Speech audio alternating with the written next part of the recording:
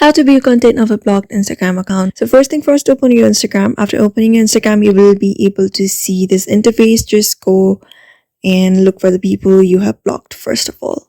So first of all, to know if some person have blocked you on Instagram or not, you just need to go to the search bar and search for that person, or you may go to your followers list.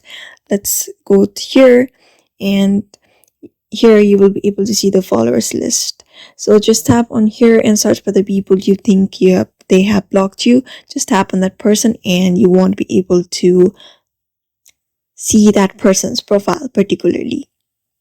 So that's how you know that person has blocked you on Instagram, and you won't be able to see their contents as well, and they won't be able to see your contents as well.